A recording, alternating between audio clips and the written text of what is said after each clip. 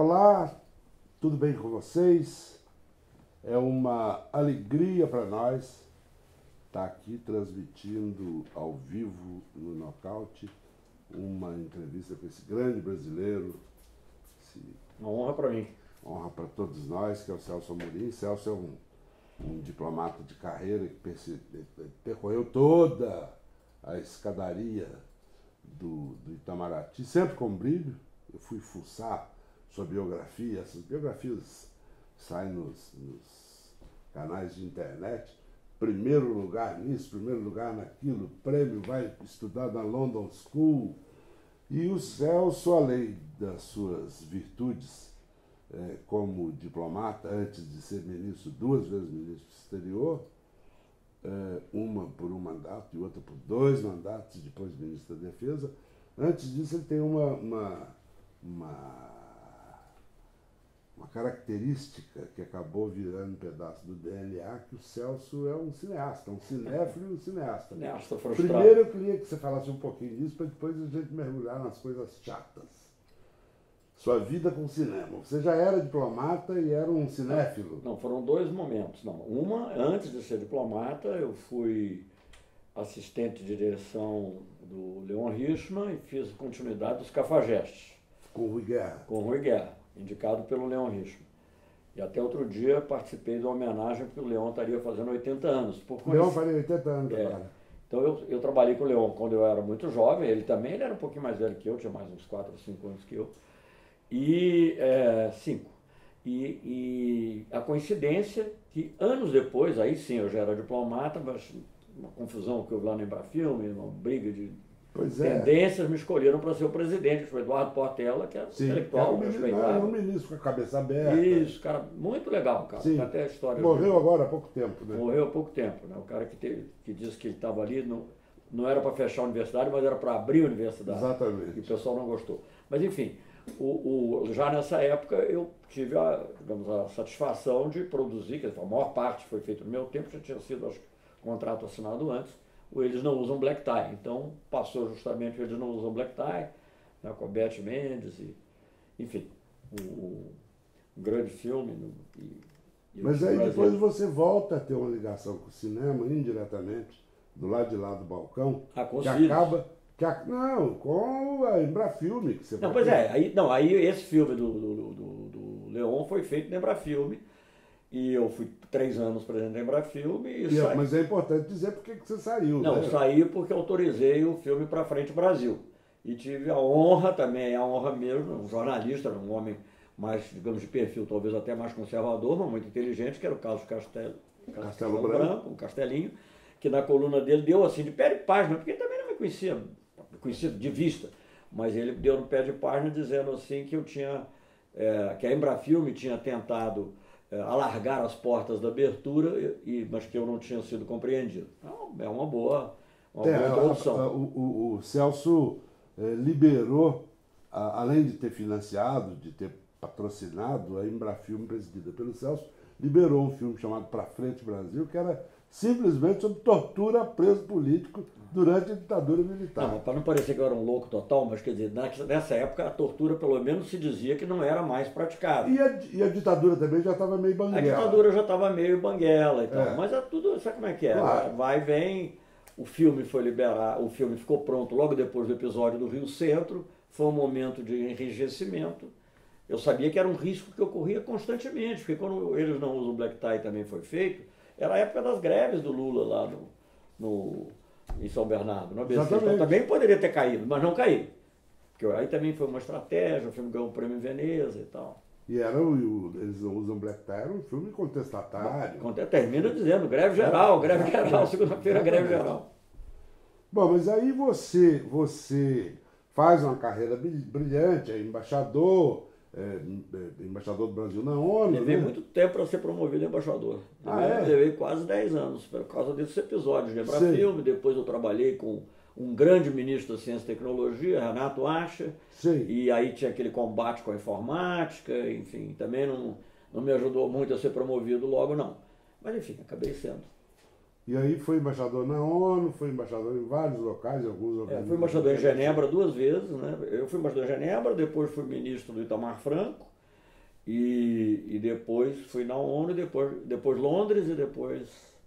Há duas passagens marcantes na sua carreira em que você mergulhou profundamente. Primeiro, a questão das taxas, né? O GATT. Você falar de GATT hoje para as pessoas mais jovens não sabe o que era. Antigamente, nesse tempo, todo dia estava nas primeiras páginas. E depois a questão da energia nuclear. Queria que você falasse um pouquinho dessas duas coisas. Olha, só para ser justo, porque eu mencionei aqui o Renato Acho, uma pessoa muito importante que me ajudou, inclusive na promoção ao embaixador, e que foi também instrumental num certo período para a minha recuperação na carreira, digamos assim, Sim. Foi o Zé Aparecido, né? Sim, Meu amigo nosso, meu amigo mineiro. Pois é. Enfim, mas com relação ao GATT, eu teria muita coisa para dizer, e o GATT é um assunto muito chato, as pessoas começam a dormir, muito técnico e tal. Mas a questão nuclear, não. Não, mas eu vou dizer, com relação ao GATT, talvez a coisa mais importante foi ter garantido o mínimo de flexibilidade no acordo sobre propriedade intelectual, que nos possibilitou, anos mais tarde, e até com um ministro que eu não concordo muito, mas na época era ministro da Saúde, o Serra, tem que falar a verdade, ele tinha uma política forte internamente e nós conseguimos negociar chamadas flexibilidades do acordo de TRIPS, que é o acordo de propriedade intelectual, que até hoje é citado. Agora, 2 anos atrás, foram aprovados os Objetivos de Desenvolvimento Sustentável na ONU, está lá, na parte de saúde, tem respeitadas as flexibilidades e tal. Isso quem negociou fui eu. E eu tinha apoio do ministro Serra, indiscutivelmente. Quer dizer, então, e assim foi. Eu teria muitas outras coisas para dizer sobre o GATT, mais tarde o OMC, né, no Brasil, não sei até que ponto, quando isso, espero que isso dure, o Itamaraty é o principal negociador desses acordos, então eu fui o negociador direto lá da Organização Mundial de Comércio. O Brasil passou a ter uma atuação muito forte, graças ao apoio do Lula também, e nós tivemos, houve uma mudança, digamos assim, na própria dinâmica da OMC, né? A OMC antes era naqueles círculos concêntricos de todas as negociações, o núcleo era só de países desenvolvidos, e aí tiveram que admitir Brasil e Índia nesse núcleo, graças em grande parte da ação e da liderança do Brasil. Então teria muita coisa para falar, eu acho que... Agora, a energia nuclear, bem, eu tenho alguns episódios ligados à energia nuclear, eu inclusive... Bom, começa lá atrás no Tratado de Não Proliferação, né? Bom, você que meio conduz a política brasileira. Não, isso acho que, para ser justo, eu era ligado ao Ovidio Melo e ao Paulo Nogueira Batista, pai do Paulinho. Pai o velho PNB. Que foram, digamos assim, instrumentais para que o Brasil, na época, não assinasse o TNP. E, enfim, o que foi muito importante, porque não havia razão. Bom, anos mais tarde, eu trabalhei, não fui a única pessoa, mas, digamos assim, em determinado momento, eu como chefe do Departamento Econômico, eu fui o principal negociador, o chefe da equipe negociadora, digamos, do Acordo Brasil-Argentina, que foi uma coisa muito importante. Eu acho que é um exemplo para o mundo, o acordo que resultou na criação de um sistema de inspeções mútuas, que foi fundamental para que o Brasil pudesse continuar como... Os dois países pudessem se proteger e, ao mesmo tempo, nenhum interferir não interferir no outro e poder ter energia nuclear para fins pacíficos, que é essa que agora está ameaçada, porque quando você vê esse almirante ser preso, condenado a 43 anos, uma almirante coisa... Otton, né? E agora soltaram, mas foi condenado a 43 anos, submetido, a filha presa, etc. Enfim, não posso entrar nos elementos judiciais, mas é muito estranho, gente. Descabido. Muita coincidência demais, você tem espionagem na Petrobras, tem espionagem no Ministério de Minas e Energia, aí o sujeito é preso. E ele estava fazendo uma coisa muito importante, além de ter sido praticamente, digamos assim, não digo o pai, porque isso vem de mais longe, mas assim, o grande coordenador do programa nuclear da Marinha, que é muito, muito valioso tecnologicamente, etc., ele também estava trabalhando numa coisa de turbinas. Muito poucos países produzem turbinas. Eu acho que essas coisas todas incomodaram também. Excesso de atrevimento do Brasil. Ô, ministro, você sabe que só de ter anunciado que o senhor vinha aqui, já tinha gente aqui mandando recado. Sérgio Antunes, de Lins, pergunta se o pai dele, seu Amorim, se era amigo do seu pai, Lins. Meu pai morou em Lins, na realidade eu fui concebido em Lins. Ah, é? Meus pais estavam, minha mãe estava em Lins. Quando digamos, encomendaram um bebezinho, até uma história engraçada, mas isso acho que a gente vai sair muito do assunto. E foi tão assim, a ligação do meu pai era tão forte com o Lins, que quando eu fui nomeado presidente da Embrafilme, a Câmara de Vereadores de Lins fez um voto de cidadão honorário? Não, fez um voto assim de louvor pela nomeação. Sei. Mas na realidade eu nasci em Santos, porque minha mãe era muito bairrista, o pai dela, que era um português que chegou aqui analfabeto, mas virou livreiro, era de Santos, foi livreiro do Rui Barbosa. Olha então só. A minha mãe disse assim, não, filho meu tem que nascer em Santos. Tem mais gente aqui.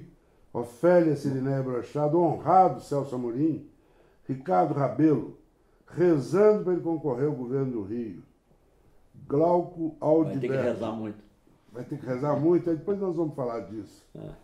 Glauco Aldiberto, mas vocês vão pro ar na mesma hora do jogo do Grêmio? É que nós somos Inter aqui, por isso que a gente está disputando audiência. Henrique Rabelo de Carvalho, futuro governador do Rio de Janeiro. Esse troço vai pegar, viu, ministro? José Bulcão, amigo de fulano e de não sei quantas pessoas. Vem governar o Rio, Celso, vem governar. Você é a nossa urgência. Vai ser difícil, hein? Depois nós falamos disso. Eu queria falar um pouco de um período que provavelmente vai ser visto daqui pelos nossos netos como o período mais brilhante da sua carreira, que foi o período que você, sem desdouro para os outros, período que você foi ministro das Relações Exteriores do presidente Lula. Sem dúvida. Que vocês dois juntos numa dobradinha Pelé-Coutinho, uma dobradinha que criou algo que já virou uma marca, que é a política externa ativa e altiva. O que é isso? Vocês inverteram o hemisfério? Bom, saíram capas saiu uma capa do Economist que era justamente a América do Sul, a virada, né? E eu acho que isso me deve ter mexido com muitos interesses e com dirigentes de muitos organismos na potência hegemônica, para falar um termo mais comum. Eu acho o seguinte, essa expressão, na realidade, eu que inventei no dia que o Lula anunciou meu nome. Ele anunciou junto com 4 ou 5 outras pessoas.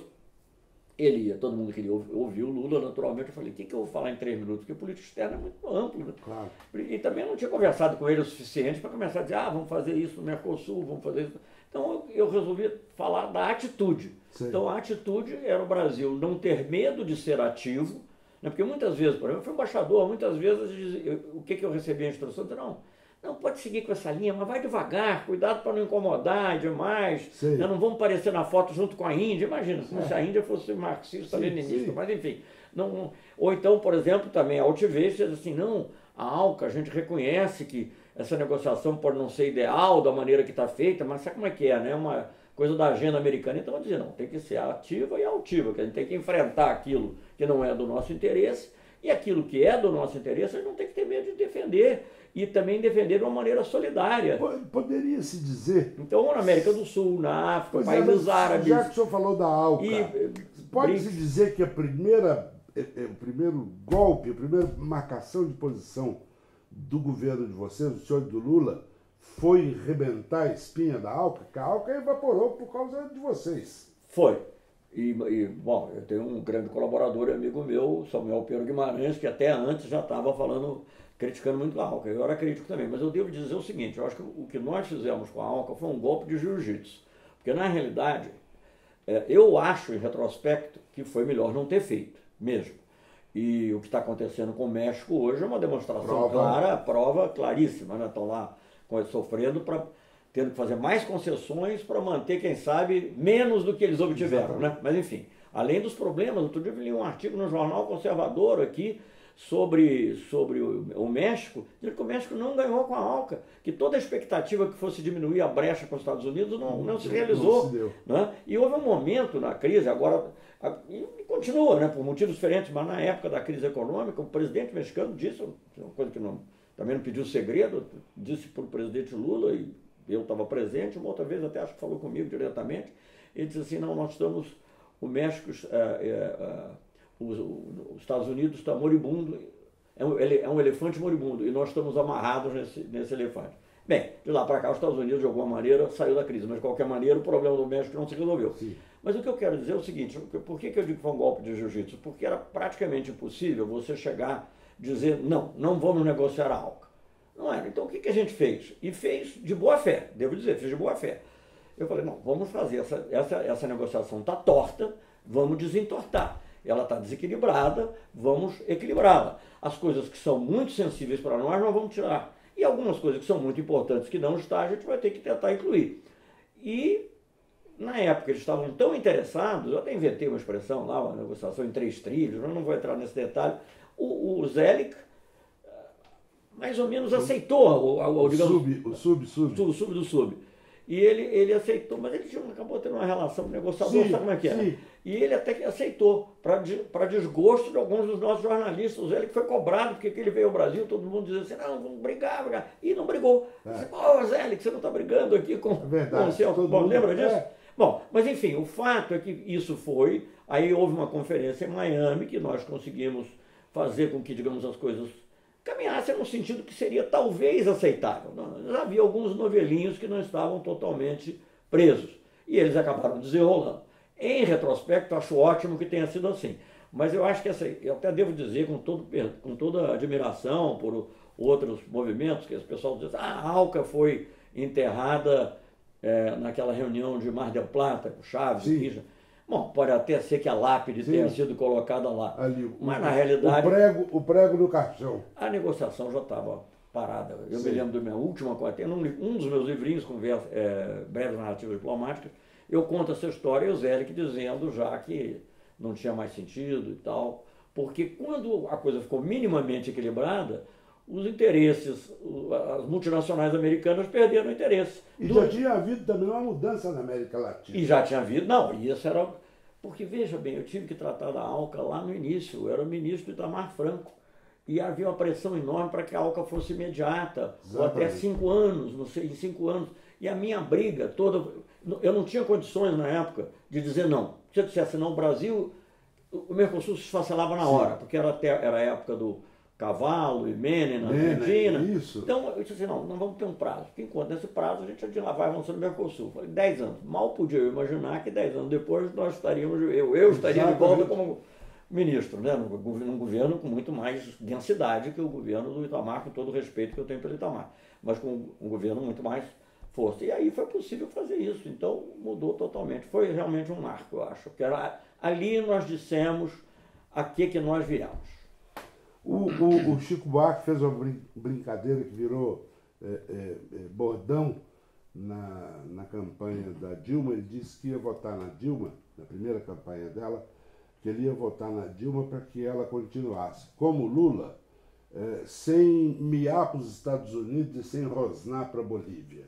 Que é, no fundo, a política que vocês, o senhor e o presidente Lula fizeram, de acabar com aquele negócio de sul-norte e começar sul-sul. Né? Nós fizemos uma política de solidariedade na América do Sul, compreendendo, enfim, as dificuldades, inclusive, dos países, entendendo, inclusive, os problemas da Bolívia. Nós que lutamos, a minha geração, eu era garoto ainda, mas que já acompanhava o petróleo nosso no Brasil, como é que eu poderia dizer para a Bolívia que eles não tinham direito ao gás e ao petróleo deles? É impossível. Eu queria perguntar para o senhor, os dois momentos aparentemente, um dos dois momentos aparentemente ásperos, foram, da sua gestão, foram com amigos.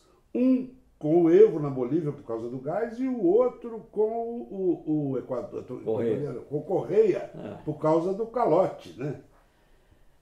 Como é que é isso? Porque uma coisa é brigar contra o inimigo histórico, de uma hora para outra é o Evo ali, que é amigo de vocês. Bom, aí você tem interesses de Estado que são complexos, né, que você tem que levar em conta.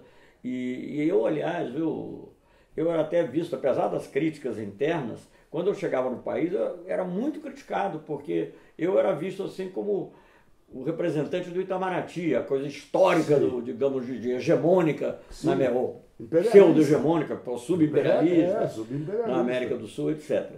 Mas, enfim, na hora de negociar as coisas, eu estava envolvido em muitas delas, outras não, porque preço de gás eles negociaram lá com a Petrobras diretamente e tal. Quer dizer, a gente ajudou a formar um quadro político, né? E conseguiu, né? E isso foi pacificado, e pacificado de uma maneira tão boa que a Petrobras, por conta dela própria, se interessou em continuar na Bolívia e queria continuar e ficar, e creio que até hoje está lá. E com relação ao Equador foi de fato, porque eu estava até pensando nisso. Você sabe que tem um gesto em diplomacia que é considerado muito forte, que é chamar o embaixador para consultas. Eu acho que a única vez que nós chamamos o embaixador para consultas foi por essa questão. Não era tanta preocupação só que ele fosse, digamos, ficar devendo, porque não era um calote assim, era uma atitude que punha em risco todo o sistema de créditos recíprocos na América do Sul, e todo o nosso programa para a integração na América do Sul ia dançar, entendeu? Em função de um problema cuja origem, ele tinha ou não razão, não sei, mas enfim, não podia fazer daquela maneira. E um país amigo. E um país amigo, um país que a gente tratava muito bem, etc. Então, duas coisas. Foi a única vez que eu chamei o embaixador para consultas, e foi a única vez que eu me lembre que eu falei com a imprensa lendo no papel. Sei. Não só porque eu queria que o presidente Lula visse o que eu ia dizer, obviamente, mas também porque eu achei que não dava para falar uma coisa mais ou menos. Desse uma interpretação diferente, porque eu não tinha nenhuma animosidade com relação, mas, obviamente, aquele era um assunto que tinha que se tratado de maneira diferente. Depois, anos depois, até conversando com o Correia, ele lembrava daquele episódio e tal, não tanto por mim, mas pelo Lula, e ele disse que depois o Chaves o admoestou, porque ele disse assim, amigo Correia, com Lula uno não se pelea, a uno Lula pide consejos. Que maravilha. É uma boa frase, né? Agora, o senhor acha que um pouco... Agora eu tive outros momentos difíceis, tanto na OMC, a ALCA, e com a mídia brasileira, essas coisas todas faziam. E a negociação com o Irã. Isso, eu queria que o senhor também, porque quando você falou de energia... um pouco... Olha, bom, ali era o seguinte, primeiro o Brasil queria ter relação com todos os países do mundo, não queria ficar... E eu, pessoalmente, havia uma conjugação de coisas, né? Quer dizer, uma firmeza do Lula, o desejo do Lula de ter relação com todos, então aceitou uma visita do Ahmadinejad, tivemos que adiar, porque antes o Ahmadinejad quis meter o Brasil no meio de um conjunto de visitas que ele ia fazer na América do Sul, na América Central. Eu falei, olha, você não dá o Brasil, você tem que vir ao Brasil. Não é que você depois, não pode até ir a outro lugar depois ou antes, mas o Brasil tem que ser o centro. A visita... não vai ser o rabinho de uma visita. Então, com isso, adiou-se quase um ano a visita, mas não propositadamente, mas acabou sendo. Bom, o fato mas nós tínhamos relações, veio o ministro deles aqui, eu fui lá, e eu tinha uma certa participação já na área nuclear, como você lembrou, e tive muito ligado a uma questão relacionada com o Iraque, uma tentativa de encontrar uma solução pacífica também para os problemas do Iraque, quando era embaixador na ONU. Então eu tinha um diálogo constante com o diretor da agência atômica, com o que era o Baradei, com o Solana, que era o responsável pela política externa da União Europeia. Eu tinha contato com eles. Então eu sempre conversava sobre esse tema, acompanhar e tal. Então juntou-se, digamos, essa coisa, essa disposição do Lula de não excluir ninguém. E, digamos, o meu interesse por essa área. E comecei a me interessar também. Começamos a nos interessar. Fui lá, etc. Mas o momento decisivo que fez com que o Brasil tivesse um envolvimento maior, eu já vinha recebendo algumas indicações dessas personalidades que eu te falei. Mas o momento decisivo foi, isso aliás eu contei num livro, que foi até traduzido para o inglês, tenho a honra de ter uma chamada do Noam Chomsky. Ah, sim, a versão americana tem uma chamada do Chomsky. Tem uma chamada do Chomsky. Ah, que beleza. E o livro, deixa eu fazer uma propaganda aqui, claro. O livro está recomendado pela Associação de Bibliotecas Norte-Americanas. Olha só, que maravilha. Não sei se é por causa só da chamada do Chomsky, não seja como for, está lá. E agora vai sair uma segunda edição, e essa chamada vai sair também na edição em português. Aliás, foi você que me apresentou inicialmente a editora. Exatamente. Bom, enfim, que é a Saraiva, que hoje tem outro nome lá. Bem-Virá. Bem-Virá. Bom, então, esse livro Teran Ramalaido. Então isso está contado em detalhe, mas só para, digamos, resumir, o momento decisivo foi quando o presidente Lula, eu estava com ele, nós fomos àquela reunião de L'Aquila, foi até logo depois do terremoto que teve lá e tal, né? G8+5. Da Itália. O Brasil era sempre convidado, durante todos os anos do período Lula, o Brasil foi convidado. Acho que no último ano ele não foi, porque ele não quis ir, mas enfim, foi no Canadá, estava num momento meio assim, mas já pré-eleitoral. Então nós fomos lá em 2009, e não, teve um ano também quando foi nos Estados Unidos, ele tem uma memória impressionante, ele outro dia estava lembrando disso, do Bush não convidou, mas todos os outros anos, a partir de 2003, nós fomos convidados. Então dessa vez, em 2009, estávamos lá, o tema central era mudanças climáticas, né, e até a Conferência de Copenhague. O Obama, agora não sei se propôs, sugeriu, pediu, sei lá o que, uma reunião com o Lula, aqui essas reuniões a mais, de 25 minutos, né, uma paralela e tal, mas o assunto quase que exclusivo foi Irã. Sim. E em que o presidente Obama diz 2 ou 3 coisas. Primeiro, diz salienta a importância da questão do programa nuclear iraniano para a paz mundial, né, por causa de Israel, etc. Segundo, ele diz o gesto que ele tinha feito, segundo ele, e acho que fez mesmo, no início, assim, o gesto que ele tinha mandado até um cumprimento na data nacional, ou alguma coisa assim. Para o Ahmadinejad. Agora não me lembro se foi para o Ahmadinejad ou para o Khamenei, mas enfim, para os dirigentes iranianos. E a terceira coisa, então está muito interesse nesse assunto, o programa nuclear, e aí ele termina, eu me lembro que nós já estávamos em pé ali na área da saída, na hora da despedida, e ele disse, e eu preciso de amigos que falem com quem eu não posso falar. Opa! Bom, então essa foi a deixa, mas não ficou só na deixa. Vieram emissários americanos ao Brasil, inclusive um homem que se tornou muito conhecido, que depois ele na época ele acho que era o número 3, mas depois virou o número 2 no Departamento de Estado e hoje dirige, ou já dirigia, não sei se ainda continua dirigindo, mas dirigiu durante o tempo o Carnegie Endowment for Peace, que é uma grande organização.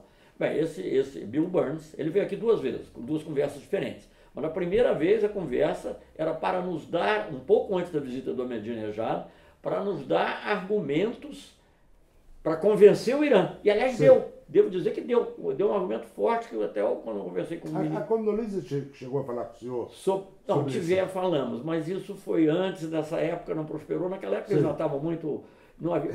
Reticentes, era uma coisa muito impositiva, como aliás a própria sugestão que tinha da União Europeia, era muito amigo do Solana, mas eu disse, Solana, isso não vai funcionar. Eles tinham um negócio que eles chamavam, eu acho que era freeze for freeze, quer dizer, congelamento, assim, vocês param de enriquecer urânio que nós não faremos nenhuma sanção adicional. Gente, é como você torcer o braço de um cara e dizer assim, olha, você sorri para mim que assim eu vou manter a dor no nível que está. Não dá, né? Eu falei, isso aí não vai passar de jeito nenhum. Mas nessa época que eu estou falando, do Obama, não. Havia uma proposta americana muito inteligente, aliás, eu não sei se vale a pena te explicar toda, mas é que o Irã estava precisando de material combustível para o... Enriquecimento. Não, para o reator, o que eles chamam de reator de pesquisa, mas na realidade é o que produz isótopos medicinais. Sim. Né?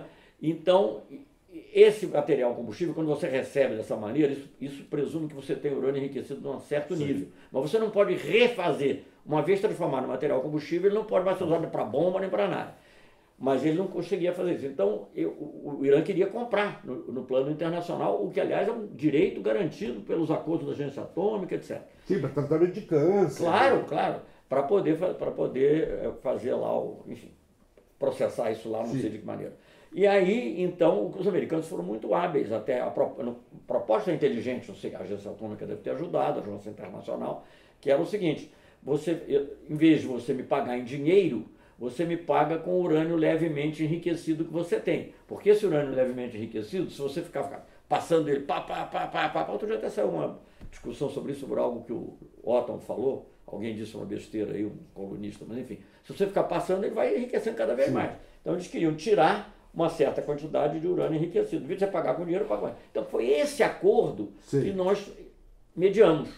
E na realidade, nós conseguimos convencer o Irã a fazer o acordo que os americanos tinham proposto. Agora houve uma carta do... Pois é, aí é o seguinte, claro que isso não foi uma coisa simples, isso levou 7, 8 meses. Os iranianos também arrastaram muito o pé, foram criando outros irritantes que talvez não precisasse criar.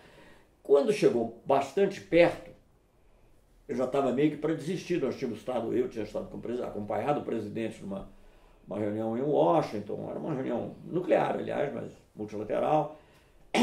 E eu falei, olha, Eu já estava achando que aquilo não ia dar, porque os iranianos também muito resistentes, o Obama também muito... Porque aí nós e Turquia, porque a Turquia... Espaço muito estreito. A Turquia se juntou a nós e estávamos ali tentando fazer uma outra proposta e tal, e o Obama disse, olha, outra proposta não dá, porque... Foi até uma conversa interessante, está descrita em detalhe no livro, eu não vou dizer aqui. Mas posso responder alguma pergunta sua, mas é que eu não quero tomar tempo demais com esse tema. Aí, então, o que aconteceu é o seguinte, a gente mais ou menos já tinha achado que não ia dar mesmo, depois de 6 meses de esforço grande, e, empurrando um pouquinho aqui, um pouquinho ali. Aí veio uma carta do Obama. Nós chegamos, assim, nós fomos lá, uma semana depois chegou uma carta do Obama. Para o Lula. Ele fez igual depois, como a gente viu, para o então primeiro-ministro, hoje presidente da Turquia, o Erdogan, em que ele reafirma todos todos os elementos da proposta original. Aí eu falei, presidente, então é nessa, vamos nessa. Tá no papel. E fomos nessa até o fim. Só que no meio tempo, isso deve ter sido mais ou menos 3 semanas antes de uma visita que o Lula já tinha marcado no Irã, 20 dias, 3 dias antes de nós sairmos para a visita, a Hillary Clinton me liga, me telefona. Em geral, secretário de Estado, assim você está falando com o império, né? Como dizia o Chaves. Né? Aquele dia é o seguinte, eu tinha ficado em casa, porque eu tinha telefonado sobre o mesmo assunto para o chinês, para o meu counterpart chinês. Então eu estava em casa, por causa da diferença de horário e tal. Aí recebo um recado de que a Hillary Clinton, secretária de Estado, queria falar comigo naquela hora, dentro de meia hora, ou quando eu quisesse. Americano dizer isso não era assim, não é da noite para o dia. E eu cheguei, já não posso dizer o detalhe, mas em geral, para você falar com o secretário de Estado, você fala com a secretária, depois com segurança, depois com não sei quem, babá, até chegar lá. Num minuto ela estava no telefone, eu nem cheguei até o meu gabinete, você ter a sala da minha chefe de gabinete, que é Maria Laura, depois foi embaixadora na Unesco e na FAO, e hoje está na Hungria, e cheguei na sala dela, sentei ali e falei, olha, a gente não grava, talvez seja um mau hábito nesse caso até, mas a gente não grava telefonema, eu pelo menos não gravava nenhum, mas pedi que meu assessor viesse, ficou lá Maria Laura, meu assessor, e aí a Hillary Clinton conversando, falando de outros assuntos também, mas porque tinha Zelaya no meio, tinha uma porção de... essa era uma época complicada. Mas também com relação ao Haiti, que a gente cooperava, etc. Então, depois já do terremoto, isso foi depois do terremoto. Então, ela aí, quando falou do Irã, começou a dizer, primeiro, vocês não podem confiar no Irã, porque eles dizem uma coisa para vocês, dizem outra coisa para os chineses, depois... E eles sabem para quem eles têm que dizer, que é a agência atômica. E eles sabem o que eles têm que dizer. Aí eu falei, tá bem, Hillary, você disse, eu sei, nesse tempo eu tinha feito uma visita ao Irã, pouco depois. Mas eu estou sentindo mais flexibilidade, quem sabe a gente consegue levar ele até as posições que foram sugeridas. Aí que eram basicamente 3, é uma coisa muito verificável, por isso que quando disse, não pode, é a coisa mais verificável do mundo, porque era tempo, lugar e quantidade. 3 condições da física. Não, a física não há como... Quer dizer, manda o Baradei lá que ele resolve isso. Já não é, infelizmente, já não era o Baradei, era um japonês lá. Mas enfim, nada contra os japoneses, mas não era o Baradei tinha mais independência e tal.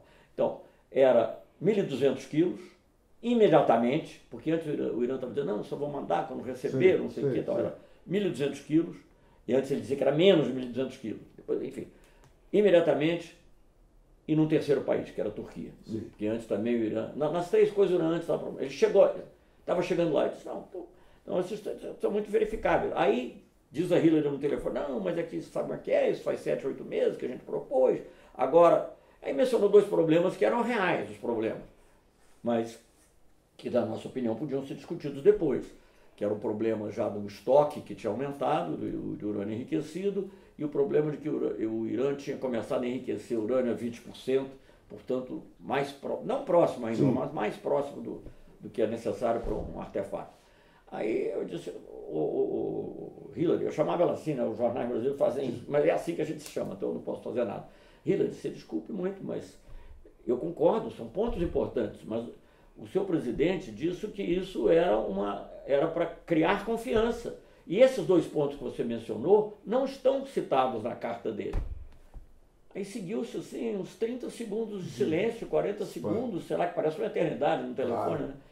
Eu fiquei até hoje na dúvida se ela não tinha lido a carta do presidente, Sei. ou se ela leu e achou, bom, nós somos Estados Unidos, grande potência, a gente pode mudar. Por curiosidade, era uma carta manuscrita ou datilografada? Não, datilografada, mas assinada por ele. Sim, Não, primeiro chega aqui ser antecipado por um telegrama, depois era antecipado por... Até eu brinquei anos mais tarde com uma pessoa que era do Conselho de Segurança Nacional, e eu falei, foi você que escreveu aquela carta, né? Ele não me disse nada, eu não posso dizer Mas que não ele negou. mentiu. Não negou. E eu sei por que você escreveu, eu disse para ele. E ele também não disse nada. Eu falei, por quê? Só perguntou, por que você acha que... Por que a carta foi escrita? Ele não ficou ouvindo. E eu sei que você escreveu. Sabe por quê? Porque você achava que a gente ia lá e não ia conseguir. Então, vocês iam ficar bem com o Brasil, bem com a Turquia, porque aquela reunião que eu te mencionei em Washington tinha sido uma reunião meio áspera. E, ao mesmo tempo, não ia conseguir. O Irã ficava desmoralizado de vez, porque se nem o Brasil e a Turquia, que eram países simpáticos, conseguiam, ninguém ia conseguir. Só que a gente conseguiu. Isso não estava nos planos. A única coisa que deu errado é que a gente conseguiu. Que deu certo. Então isso foi. Agora, anos mais tarde, eles fizeram um acordo, que já era um acordo mais complexo. Mas é um pouco... Não houve a perda de tempo. Decalcado no original, né? Teve gente que escreveu sobre isso. Você sabe, nesse ponto eu sou mais modesto. Você não pode dizer que os dois acordos são parecidos no espírito. Sei. Né? Mas como o próprio Obama disse para o Lula, o acordo que nós íamos fazer era um acordo de criação de confiança. Ele não era uma troca. Esse acordo que os americanos fizeram, depois, 4, 5 anos depois, é uma troca. É uma troca. Ele já faz uma concessão ao Irã, né? Porque ele admite certas que até o Trump está criticando erradamente, a meu ver, mas já é uma troca. Aquele nosso não era uma coisa unilateral que o Irã faria, uma manifestação, na expectativa, naturalmente, de não voltar a sofrer sanções, mas era uma expectativa. Tanto que não está dito no acordo diretamente que não haverá sanções. É melhor não colocar aí. Os iranianos insistiram muito e quase que as coisas... Melou por causa quase disso. Que mela, porque eles estavam insistindo nisso. Eu falei, vamos botar uma palavra aqui, evitar medidas, que é uma coisa meio vaga. Enfim, e foi uma coisa que chamou muita atenção. Agora, eu não sei, Fernando, aí, porque do lado americano, eu acho, que, talvez uma explicação simplista, era que aquilo era um equilíbrio, porque a Hillary Clinton não pensava igual ao Obama em muitas coisas. Né? E já chegando perto da primeira eleição, aquela que eles chamam de meio período, né? Mas que eu acho que ele achou melhor, tinha mandado a carta na expectativa que a gente não conseguisse, claro. Né? Então, eu acho que isso. Mas eu fico muito intrigado até hoje de por que a Rússia e a China não apoiaram e acabaram apoiando as sanções. E aí eu acho que é o seguinte, os países que são membros permanentes do Conselho de Segurança e que são os possuidores legalmente aceitos de armas nucleares, eles não querem ninguém mais em nenhum dos dois clubes. Em nenhum dos dois clubes. No caso do Brasil, não era para entrar no clube de arma nuclear, porque a gente não tinha nada a ver com isso. Mas certamente resolver um problema que eles, países membros permanentes do Conselho, não tinham conseguido resolver. Acho que isso também funciona, foi um fato. Mas foi um fato. Agora, as pessoas, os observadores minimamente neutros, todos elogiaram. O próprio El Baradei, que tinha sido, ele disse assim, bom, fazendo um trocadilho com um ditado americano, disse assim, então, e com aquela frase que é dita, eu acho que no Godfather, né, ele diz assim, então é porque eles não aceitam sim como uma resposta. Né? Falou isso. Um jornalista americano muito bom, que não é absolutamente simpático ao Irã, que é o Roger Cohen, né, que escreveu, muito bom, um jornalista escreveu no New York Times, dizendo, estão mudando as traves de lugar. Eles tinham proposto uma coisa e estão querendo outra. Então, eu acho que talvez valesse a pena a gente falar um pouco rapidamente de África. Outro dia alguém me falou que ouviu um diálogo curioso que uma pessoa disse para outra, você sabe quantas embaixadas o Brasil tem na África? A pessoa disse, não, tem 33. E você sabe quantas a Alemanha tem? Uma. E o outro respondeu, bom, mas quantos anos de escravidão africana a Alemanha teve? Então, seria bom, as pessoas se perguntam, como é que surgiu essa vocação africana? Acho que são 35, nem me lembro mais exatamente também. Isso é fácil de verificar, mas de qualquer maneira, 17 foram abertas ou reabertas, 17 ou 18, durante o governo Lula, que é uma coisa impressionante, né? Algumas existiam e tinham sido fechadas pela onda neoliberal na época do governo Fernando Henrique também, que não... Mas esse assunto, eu não sei se esse diálogo é exatamente como você descreve, eu não sei com quem teve. O que eu posso dizer é o seguinte, eu li numa peça jornalística, num jornal importante, essa comparação. Acho que não é uma, não, mas ela dizia que o Brasil tem mais embaixadas do que a Alemanha. Aí a minha reação foi dizer, mas vem cá, eu não falei coisa da escravidão, mas mais da metade da população alemã não é de origem africana, então, claro. Então basta isso, não precisa ter mais nenhum outro argumento, né? Gente, você vai de avião, eu sei porque eu já fiz essa viagem, Natal a Dakar é mais perto que Natal a Cruzeiro do Sul. Do outro então, lado. Do outro lado. Então, quer dizer, aquilo ali é muito perto, e, enfim, a nossa cultura, ontem mesmo tive num evento que teve duas poetas faveladas, achei bonito, lá chama Poeta Favelado, o nome do projeto lá que elas fazem. É uma coisa fortíssima na cultura africana no Brasil. Bom, não preciso insistir nisso, mas só isso bastava. Além disso, há interesse comercial. Quer dizer, quantas empresas... Hoje em dia as empresas brasileiras estão todas dinamitadas. Objetivamente, em que o Brasil ajudou a África? Porque eu fiquei impressionado. Eu fui com o presidente Lula a 3 ou 4 países africanos, África do Sul, Moçambique, Angola e Etiópia. Eu fiquei impressionado que ele é reconhecido na rua. As pessoas sabem quem é ele, vão lá, abraçam. Não, mas é claro, o Brasil trabalhou de uma maneira, na época dele, dobrou o número de embaixadas, dobrou não é de 1 para 2, é de 17 ou 18, sei lá, para 35. Né? Hoje em dia, eu acho que na África Ocidental, a gente tem embaixadas em todos os países, exceção de Gâmbia. Olha. Todos os países da África Ocidental. Bom, sem falar em muitos outros países. Agora, você vai ver quem foi atrás. Algumas foram dessas construtoras, claro que foram, porque são as empresas brasileiras, mas também tem Vale, agronegócio, né? E sem falar na cooperação que a gente deu. Eu conheço um sujeito que está plantando arroz na África. E a cooperação que a gente deu também, que é uma coisa de solidariedade, que é importante também. A Fiocruz ajudou muito a Moçambique. Laboratório de Moçambique. Antirretroviral. Embrapa, a gente ajudou a fazer uma nova, espécies melhoradas de algodão, muito importante. A gente fez por solidariedade, agora também tinha um objetivo tático, vou dizer. Uma coisa não é mecânica, não é causa e efeito. Mas, por exemplo, esses países africanos, tem até um grupo de países, são 4 países, que são conhecidos pelo nome inglês, Cotton 4, os 4 do algodão. Porque são países que sofrem, como o Brasil sofre, pelos subsídios americanos e europeus, mas sobretudo americanos, na área do algodão. Então eu falei, e havia o risco que esses países, como são pequenos, chegarem lá, recebem uma outra ajudinha e tal, deixarem de nos apoiar. Eu falei, não, vamos dar uma ajuda a eles na área do algodão. E tem uma foto minha com o presidente do Mali, que depois foi deposto por um golpe, infelizmente, mas colhendo algodão plantado pela Embrapa. Então é uma coisa importante. Eu conheci uma vez nos Estados Unidos até um pesquisador africano, chama Calestos Júnior, eu gosto muito da frase dele, que diz assim, para todo problema africano existe uma solução brasileira. Que maravilha. Uma maravilha, porque eles veem a proximidade, né? Quer dizer, não é... Pode chamar um sueco, o mais boa vontade. Sobretudo por causa do nosso passado com eles, ouvir isso reconfortante, bonito, né? Bonito. Então a gente trabalhou nisso, na solidariedade, uma dinâmica da solidariedade. Sempre digo que o autointeresse não é contraditório com solidariedade, porque a solidariedade é o nosso interesse no longo prazo, é o nosso interesse no mundo pacífico, num país que esteja aberto a nós. Gente, nós conseguimos, isso ocorreu no governo da Dilma, mas obviamente reflete em grande parte o que foi feito antes e também o bom trabalho que foi feito no governo da Dilma, não vou negar, nesse aspecto. Mas no mesmo ano, ou com diferença de pouco mais de um ano, talvez um pouco mais de um ano, você eleger o diretor-geral da FAO e o diretor-geral da Organização Mundial do Comércio, eu não conheço outro exemplo, nem dos grandes países desenvolvidos. Era o Brasil de vocês. Graziano e o Roberto Azevedo. Agora, o senhor dá quando termina o governo Lula, o senhor dá uma virada e vai ser ministro da Defesa, que é um negócio que as pessoas... Mas como veio de Itamaraty? Fala francês. O que está fazendo comandando soldado, comandando tropa? Bom, no tempo da Sorbonne, deles, eles falavam francês também. Começaram falando francês.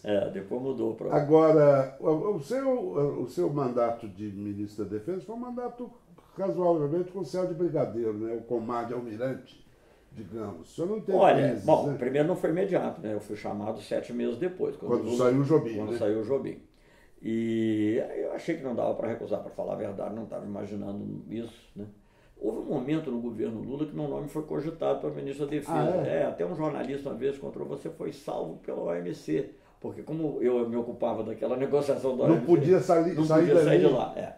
Salvo, entre aspas, porque seria uma coisa... Bom, eu acho, viu, eu não sei por que eu fui escolhido, mas eu posso dizer o que eu disse ao presidente Lula, assim, 2 ou 3 meses depois de estar lá.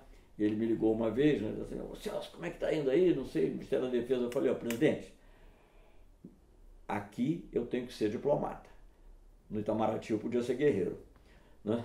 Então, ali era necessário, naquele momento, sim, claro que o Ministério da Defesa tem várias dimensões, mas uma delas era a Comissão da Verdade, que foi uma coisa complexa, extremamente difícil, delicada, deixou todo mundo insatisfeito, mas também ninguém explodiu. Então, a gente mais ou menos conseguiu mediar isso. Eu fiz um almoço para membros da Comissão da Verdade, o alto comando. Não era uma coisa óbvia, porque eles não queriam aceitar claro, de jeito nenhum e tal. Então, não queriam se ver uns aos outros. Então isso foi possível, né? No final, enfim, eu acho que foi muita, pode não ter sido obtido tudo que se queria, mas muita coisa foi feita. Eu tenho depoimento de membros da Comissão da Verdade que entraram, por exemplo, entraram junto com pessoas que haviam sido torturadas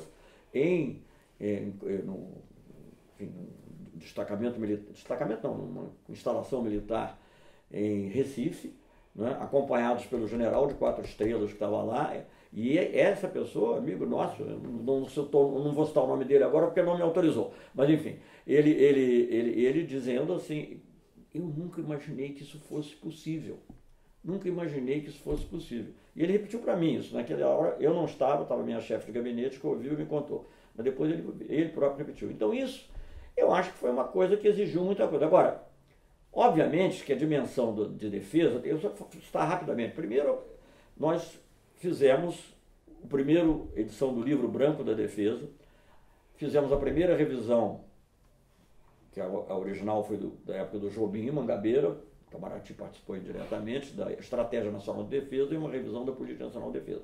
Eu acho que isso foi muito importante.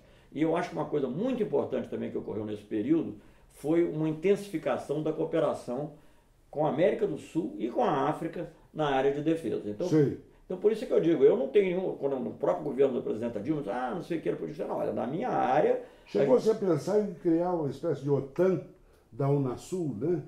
Não, existe não é uma OTAN, também não vamos dizer, primeiro que a OTAN é uma coisa... Claro.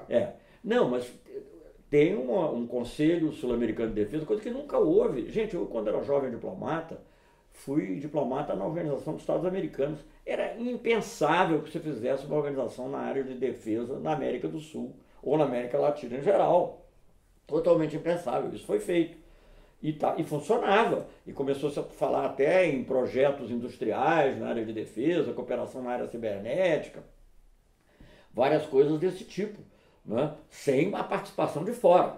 Me surpreende muito isso que aconteceu na Amazônia, de ter norte-americano, não é porque eu sou norte-americano, não, americano, chinês ou russo, quem quer que seja. Nós da região é diferente, né?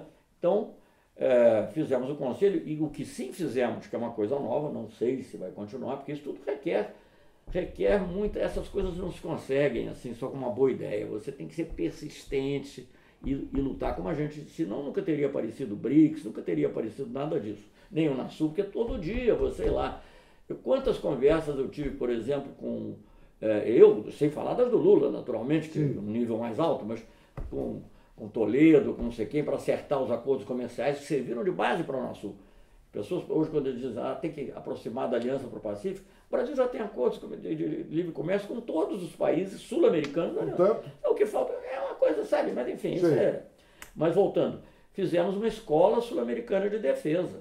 Isso não existia, para desenvolver um pensamento sul-americano. Agora, essas coisas exigem determinação. Porque até então os oficiais eram todos formados, iam todos para a escola do Panamá, né? Eram e continuam indo para o Panamá. Agora não é mais, não é mais. Vai para Washington, vai todo mundo para Washington ainda. Isso não tem, porque isso é muito difícil. Isso são anos e anos e anos para você conseguir mudar. Mas criar a escola era um embrião, né? Já é um símbolo.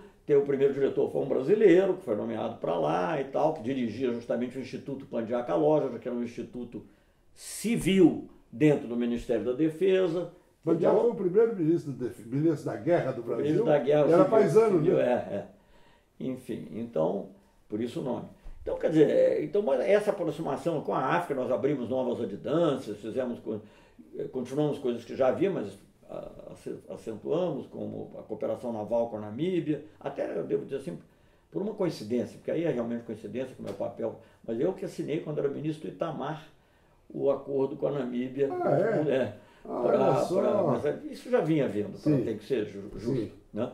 Mas aceleramos com a Namíbia, fizemos várias outras coisas, enfim, senão vou ficar enumerando aí, não tem fim, mas uma aproximação com a África também muito importante. Outro dia tem um rapaz que está fazendo uma tese sobre a Zona de Paz e Cooperação do Atlântico Sul, que nós também apoiamos, incentivamos, fizemos uma primeira reunião sobre vigilância marítima e tal, para transformar em algo concreto. Porque são os vizinhos do Brasil. Sim, claro. Os vizinhos, vou usar até uma expressão do general Geisel, mas é verdade, de Aquém e de Além-Mar. De Aquém e de Além-Mar. Eu acabei esquecendo, ficou uma pergunta de fora. Eu me lembro que o senhor, ainda sobre Irã, que o senhor participou da libertação de uma moça, uma jovem francesa, Clotilde francesa, porque era um casal, ou dois rapazes e uma moça. Ah, não, isso é outra coisa, são os americanos. Sim. A francesa, eu não sei quanto tempo a gente tem, se dá para conversar. Sim. Bom, a francesa foi o seguinte, essa francesa estava presa lá, ela era professora de francês, até creio, numa área muito delicada, perto de Isfahan, né? E os iranianos prenderam, porque o pai dela tinha sido o equivalente ao nosso Conselho de Energia Nuclear na França. Então acharam que ela era espiã. Eu não tenho como me pronunciar sobre isso. O fato é que ela foi presa lá. Quando Sarkozy veio ao Brasil, porque Sarkozy veio aqui várias vezes. Sim. Essa foi em Manaus, porque ele também se considerava um país amazônico. Sim, por causa da fronteira com o Guiana. Então ele foi lá, estava lá, na realidade falou-se um pouco de clima, mas longamente de Irã. Foi pouco. Fernando, só para te dar uma ideia, uma coisa puxa a outra, mas para ver a importância que o Brasil teve, em menos de 2 ou 3 semanas, acho que não passou de 3 semanas, acho que provavelmente menos, vieram ao Brasil para discutir o Oriente Médio, o presidente da Autoridade Palestina, Mahmoud Abbas, o presidente de Israel, Shimon Peres, o presidente do Irã, Ahmadinejad, e o presidente da França, Sarkozy. É uma coisa impressionante. Aí quando dizem, não, mas é megalomania, mas eles que vieram aqui, gente. Claro. Eles vieram aqui, porque o Brasília estava na rota do Oriente Médio. O caminho de paz estava passando também por aqui. Então, o Sarkozy teve uma conversa com o Lula e tal, a posição deles era meio ambígua, né? E o Lula e eu também achávamos que a França podia ter um papel muito importante. Mais ativo. Ele era membro permanente do Conselho de Segurança. Claro. Ele tinha, enfim, em outras questões, como o Iraque, a França tinha tido uma posição muito independente e tal. Ainda no tempo do Chirac, né? No tempo do Chirac. Que achavam que podia ter alguma influência. E o Lula dizendo lá, o presidente Lula e eu, secundando, né, para o Sarkozy abrir um diálogo com a Ahmadinejad. Aí o Ahmadinejad, aí o Sarkozy disse o seguinte, mas eu não posso ter um diálogo, eu sabia da francesa, eu não posso abrir um diálogo com o Irã enquanto eles não soltarem a cidadã francesa, uma jovem estudante, tal, Clotilde Reis.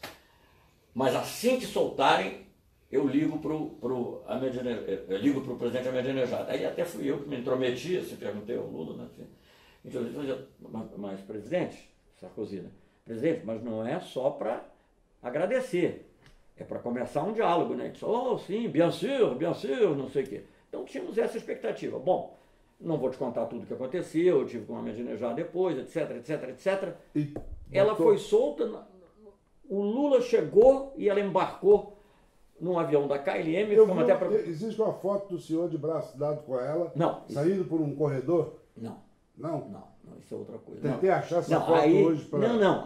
Isso é a francesa, e o Sarkozy, infelizmente, levou muito tempo para cumprir o que ele tinha falado, só ligou depois que as sanções já estavam aprovadas, então já estava tudo meio... A possibilidade de salvar o nosso acordo lá já não dava mais. Mas... E houve um outro episódio Porque aí, aliás, isso até naquele telefonema da Hillary Clinton que eu já te mencionei, Sim.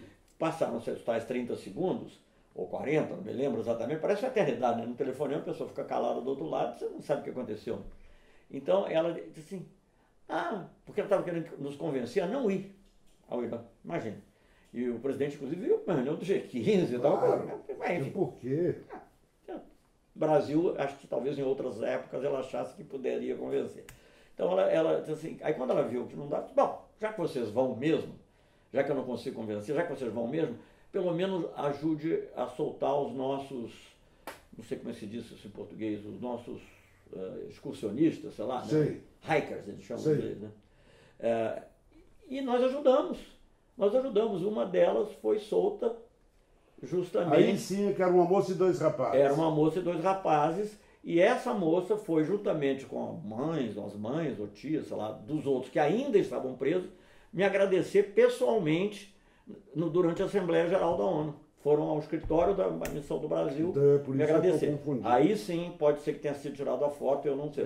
Se chamava Susan Short. Enfim, mas também, mas é interessante você ter levantado esse ponto, porque mostra como também o Brasil ajudava em questões humanitárias. Claro. E eu também não tenho dúvida hoje que aquela Saquené que teve ameaçada, sim. Olha, não posso dizer o que foi decisivo, porque isso a gente nunca sabe, mas a atitude do Brasil influiu na não execução dela, até hoje não foi perdoada, sabe o quê? Exatamente. Mas eu estava falando do Ministério da Defesa e voltei a falar do Irã por causa da moça que estava presa lá. E o senhor, comparando com outros ministros da Defesa, mesmo considerando a questão da Comissão da Verdade, já não chegou a ter um momento de choque. Eu me lembro, por exemplo, que o Viegas teve um problema com a aeronáutica, que acabou levando ao pedido de demissão dele. E agora nós estamos vendo aí a temperatura subindo, com o general fazendo reiteradas manifestações. Eu sei que essa é uma pergunta meio desagradável, meio talvez mal educada, mas se o senhor fosse ministro da Defesa hoje e o general fizesse 2 vezes 2 discursos do general de ativa, 4 estrelinhas no ombro, fizesse 2 manifestações escandalosamente políticas, o senhor iria para uma crise, o senhor negociaria, o senhor puniria? Olha, tudo depende muito da situação política que tem, da força do presidente, há um conjunto de fatores aí. Eu acho que sempre que você encontrar uma solução negociada é melhor. E eu fico, não digo que contente, mas pelo menos consolado de que finalmente, né, o comandante do Exército fez o que eu achava que ele deveria, na minha opinião, poderia ter feito antes. Ele encostou o general Mourão, né, que ele foi colocado como adido, agregado ao gabinete, que na realidade é uma falta de fazer nada. E eu acho que a expectativa até é que esse Mourão passe para a reserva até antes do que iria. Que ele mesmo peça para ir, para marcar a posição. Né? Então, isso podia ter sido feito talvez 3 meses antes, achou 2 meses antes, a gente ficaria todos mais consolados. Agora, gente, essas coisas é fácil você dizer quando está fora, né? Quando você está lá, eu não vou nem falar do ministro da Defesa, eu prefiro não comentar, mas nós enfrentamos outras situações, não idênticas talvez, e que mais ou menos foram contornadas e mesmo antes também, até no governo do Lula, quando o ministro Jobim, eu sei que foram situações semelhantes, foram contornadas dessa maneira que está sendo sugerido. Você deixa o sujeito lá, porque, como eu disse, não precisa nem, basta tirar da função, que já é um sinal, né? Então, ele fez isso agora, o general Vilas Boas achou ótimo que isso tenha sido feito, porque se ele fez, ele se sentiu forte para fazer, o que é importante, é bom. O que é um sintoma de que... Eu acho o seguinte, eu acho que as Forças Armadas, elas, como o seu conjunto, tem exceções, naturalmente, mas o seu conjunto, elas não querem se meter em aventura. Elas saíram muito... Elas podem ter lá a convicção que tem, de dizer, defender 64, sempre acham necessário isso, mas eu acho que a grande maioria não quer se meter em aventura. Eu comentei com algumas pessoas que eu conheço, assim, importantes, e quando houve a primeira declaração, é um ponto fora da curva, não sei o quê. Espero que seja mesmo. Tomara.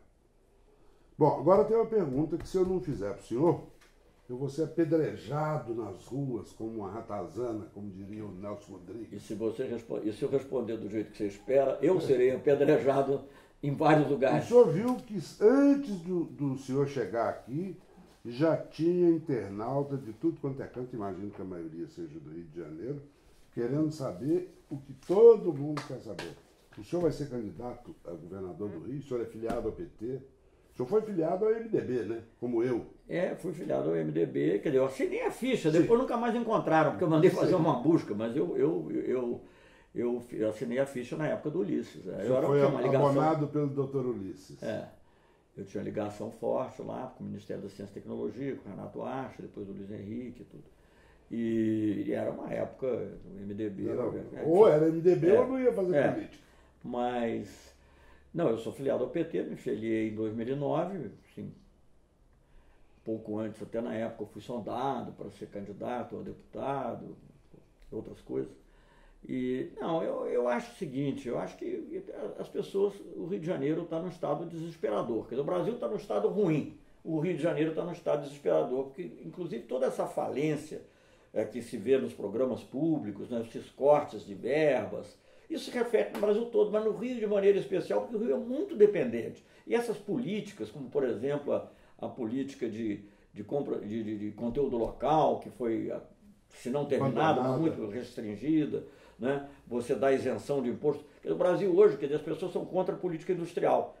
Né? Então, não pode ter política industrial. Esses economistas, né, liberais. Não, mas nós estamos fazendo política industrial para a Coreia, para Singapura, porque está comprando produto deles isento de imposto. Quantos empregos a indústria naval tirou no Rio de Janeiro? Uma quantidade enorme, é uma coisa assim...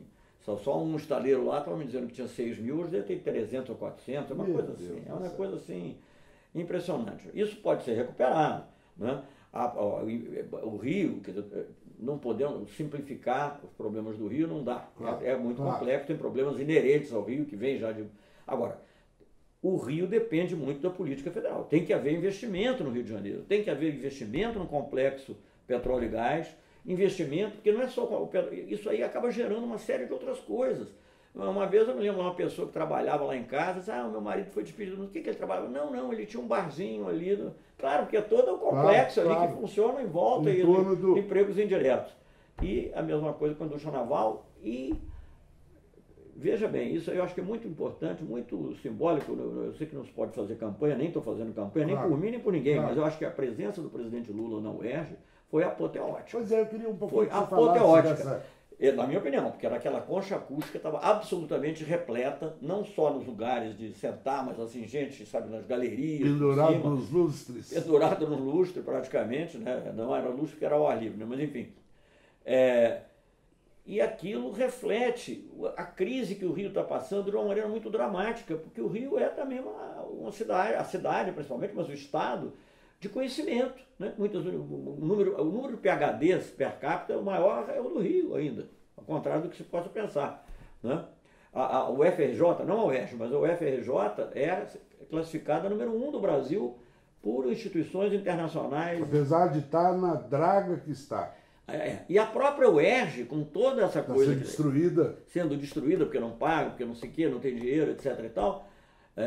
A própria UERJ está entre as 10 maiores do Brasil. Então, quer dizer, isso ali, você atacar, né, a UERJ, você dificultar essa transferência de recursos, etc., é atingir também, como no caso da indústria de petróleo, como no caso da indústria naval, os sustentáculos do Rio de Janeiro. O SEMPES foi, eu estou dizendo coisas assim, eu não fiz um estudo, não, eu estou dizendo coisas que eu sabia, que me disseram. O SEMPES era o maior centro de pesquisa de petróleo do mundo. Quer dizer, a Exxon talvez estivesse somando, mas que estava dividido em vários lugares. Unidades espalhadas. Várias unidades espalhadas. Era o maior centro de petróleo do mundo. Né? Aí os outros ali, ligados a Eletrobras, ligados a outras áreas, todos eles muito importantes. E toda aquela parte ali do fundão, a ciência e tecnologia, muito, a parte agrônoma também, né? Claro. É muito importante, a Universidade Rural, já antiga, inclusive, né?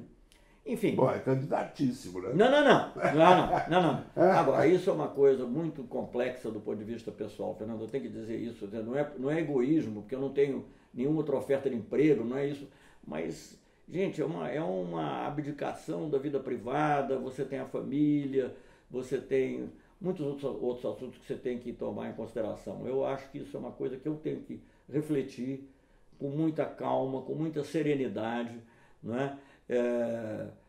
Enfim, e o que eu quero dizer é o seguinte, eu quero ajudar, claro, eu adoro o Rio, moro no Rio. Se precisar, sabe, em nome da vontade coletiva, o senhor é militante de um partido, ninguém assina uma ficha de um partido como assina a ficha de uma coisa qualquer. Não, eu posso ajudar de qualquer maneira. Mas estarei lá como eu estava na caravana do presidente Lula. Eu sei.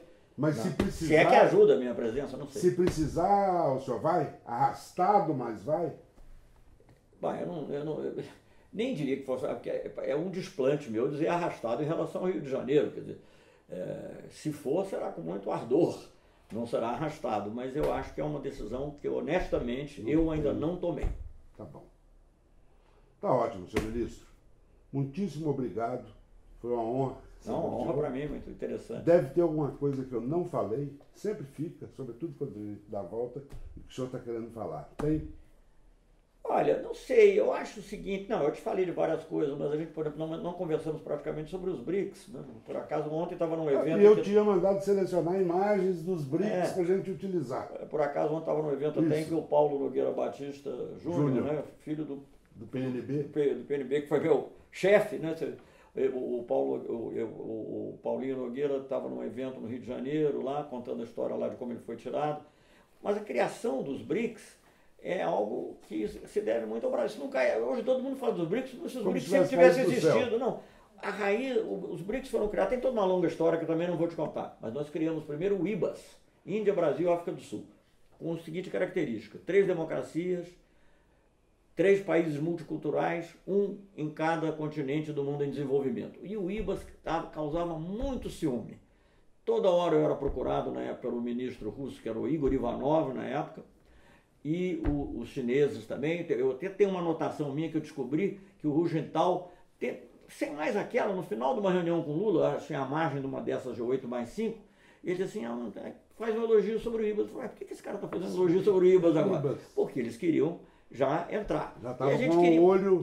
e a gente dizia, não, o IBAS tem que manter a personalidade dele e tal, mas enfim, estamos abertos a outras ideias. E um dia, o Sergei Lavrov, que tinha sido meu colega na ONU, sucessor do Igor Ivanov, chega para mim e diz assim, Celso, claro que o nome BRICS já tinha desde, porque isso não fomos nós que inventamos, claro. Isso foi lá o Goldman Sachs, foi quando o Jim O'Neill, né? Por que nós não vamos nos encontrar e tal? Eu falei, podemos nos encontrar. E assim começou, nós encontramos 2 vezes durante a Assembleia Geral. Aí eu falei, não vamos ficar encontrando assim a margem da ONU, não dá, vamos fazer uma reunião. Fizemos uma primeira reunião de ministros em Ekaterimburgo, depois a cúpula e pegou. E aí a Rússia entra, porque a Rússia não estava originalmente. Não, a Rússia não estava no IBAS. Não, e aí não era bem entra, criou uma outra coisa, porque não tinha o S. Eu até falava BRICS, e o Lavrov dizia assim, por que você fala sempre BRICS, Celso? Porque na minha cabeça tinha África do Sul. AS. E ele disse assim, e ele perguntou, por que você fala sempre BRICS? Porque é plural, Sergei. É plural. Mas aí depois, juntando as coisas, acabou. Eu acho que o IBAS deve continuar a ter sua personalidade. Se você for ver, o IBAS ganhou 2 vezes prêmios da ONU, pela cooperação com o Haiti, né, projetos também na Guiné-Bissau, nos lugares mais variados. Também tem em comum o fato que são 3 países que são aspirantes ao Conselho de Segurança, diferente dos outros. Mas enfim, isso é uma outra questão. Mas se não tivesse o IBAS, não teria BRICS. E aí uma vez eu encontrei esse Jim O'Neill, que é um economista muito famoso e tal, por causa da minha função agora em relação à saúde. Porque ele também fez um estudo muito importante sobre resistência antimicrobiana, que é uma coisa que está muito na moda hoje em dia, na moda com razão, porque é uma coisa muito perigosa. Enfim, encontrei com ele, estava sentado, depois encontrei várias vezes, mas assim, aí eu falei, você inventou os BRICS, né? Eu falei, e ele ficou todo prosa, ele disse assim, sim, Celso. Eu falei, mas fui eu que fiz. Muito bom. Você inventou e eu fiz. Muito bom. E o dele não tinha um S também. Tá bom, senhor ministro, muito obrigado. Espero que o senhor volte aqui na hora de decidir sobre o seu futuro próximo. E seja qual for a sua escolha... Só espero que vocês não me abandonem também se eu não for candidato, porque eu quero outra... Estão me avisando aqui para lembrar todo mundo de se inscrever no canal do YouTube e acessar o blog, cujo endereço é nocaute.blog.br. Quem não comunica se trombica. Não, nocaute.blog.br. Curtir a página do Nocaute no Facebook. Vocês veem que eu sou disciplinado, né? Mas é isso, senhor ministro. Muito Grande obrigado. prazer. Uma honra ser Portas- entrevistado pelo As portas maior aqui estão historiador abertas. jornalista do Brasil. Muito obrigado. Um abraço. Um abraço.